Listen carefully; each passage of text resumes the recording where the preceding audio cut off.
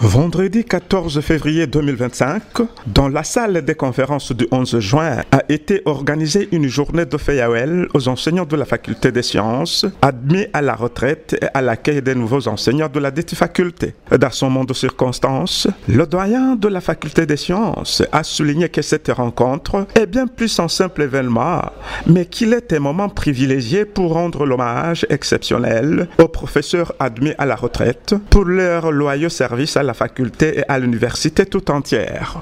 C'est une joie émotionnelle et un profond respect que nous nous réunissons dans cette belle salle pour une conférence spéciale dédiée au témoignage et à l'expression de sentiments à l'honneur de nos collègues enseignants et membres du personnel qui entrent en retraite bien méritée.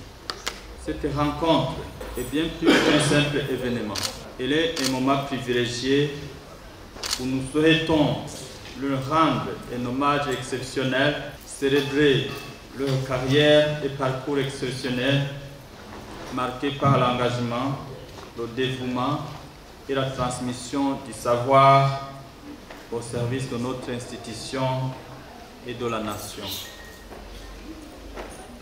Elle est une occasion d'écouter ceux-là qui ont consacré une partie de leur vie à la contribution à l'accomplissement des missions de notre institution, à savoir l'enseignement, la recherche et le service à la communauté, ainsi qu'à l'épanouissement de notre faculté.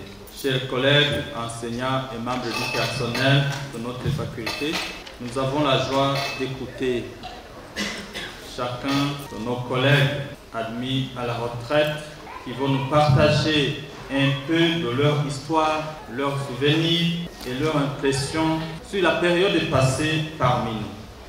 C'est avec impatience que nous attendons vos témoignages, chers collègues, qui vont nous permettre de revivre avec vous certains moments marquants, de recueillir les enseignements qui vous ont marqué le long de votre parcours. Votre départ à la retraite ne signifie pas une séparation ou une fin totale de service à notre institution. Certains de ceux qui vous ont précédé peuvent mieux le témoigner et même notre planification des activités académiques et de recherche le témoigne.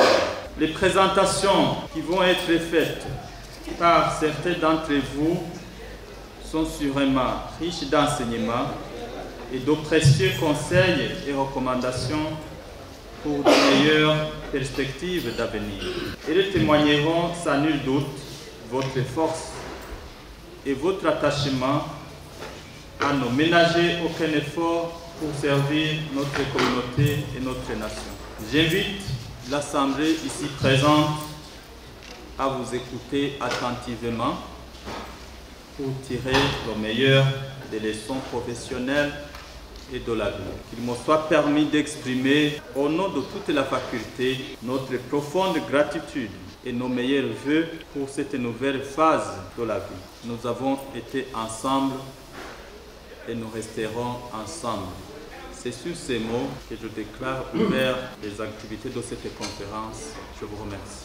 Les participants ont suivi avec intérêt une série de présentations faites par certains des professeurs de la faculté des sciences admis à la retraite. La première présentation était intitulée « La géologie au sein du développement » présentée par le professeur Nahima Naloui. La deuxième présentation était « Projet d'installation d'un système photovoltaïque hybride à la faculté des sciences » présenté par le docteur Pierre-Célestin Karangwa.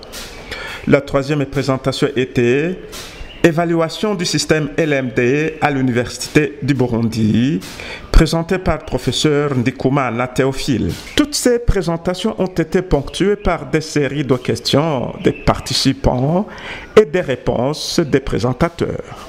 Certains des enseignants qui sont admis à la retraite ont partagé avec leurs collègues une partie de leur histoire, de leurs souvenirs et de leurs impressions sur la période qu'ils ont passée à l'Université du Burundi. Je bénéficie, on est en 85-87, 87 je bénéficie d'une bourse de la coopération française pour aller à Ouagadougou.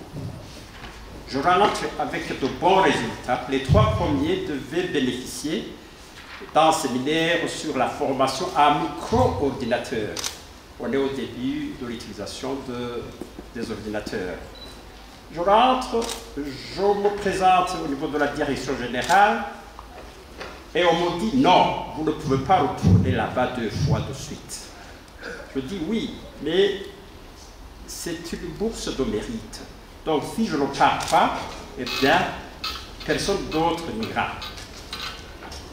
Et avec les changements qui ont eu lieu sous le régime Buyoya, le directeur qui m'avait refusé d'y retourner a été remplacé, mais entre-temps, j'avais saisi le ministre du DB pour mon cas, je ne sais pas s'il s'en rappelle, et puis c'est pas possible qu'on vous refuse votre dû. Et c'est comme ça que je suis retrouvé à Ouagadougou pour faire ce séminaire sur l'emploi des micro-ordinateurs. Deuxième témoignage, j'arrive à l'Université du Burundi comme assistant. J'ai eu la chance d'être encadré par le professeur Zodjigam et Gide. Les professeurs le connaissent bien. C'est lui qui m'a branché sur son professeur à l'Université de Liège. C'est comme ça que je suis allé à l'Université de Liège. On était 2 et ce qui se rappelle de Arnaud Kilaranganya, lui il n'a pas eu la chance de continuer. Il a eu quelques soucis avec son comité de thèse. Donc, pour ces 2 personnalités, professeur Idé, professeur Zogibar Gide, ce que j'ai été, vous y avez contribué. Merci beaucoup. C'est le moment de le dire. Je peux t'acclamer une télé. Je vais terminer sur ça. J'ai vu des jeunes assistants. Pour avancer dans votre carrière, il vous faut évidemment des mentors. J'en ai cité un, Gide a été mon mentor. Mais après, le mentor ne va pas participer à vos travaux de recherche au niveau de votre doctorat. Non. C'est un point, c'est un créneau qui vous donne et après vous devez absolument vous débrouiller. Alors, dernier point, quand vous avez vu, j'ai occupé beaucoup de fonctions administratives. J'ai eu des soucis 2007, 2008, 2009 avec la représentation des étudiants d'alors qui était la CER. Je me rappelle bien, les étudiants ont bousculé mon collègue, le professeur Théophile, qui s'en rappelle.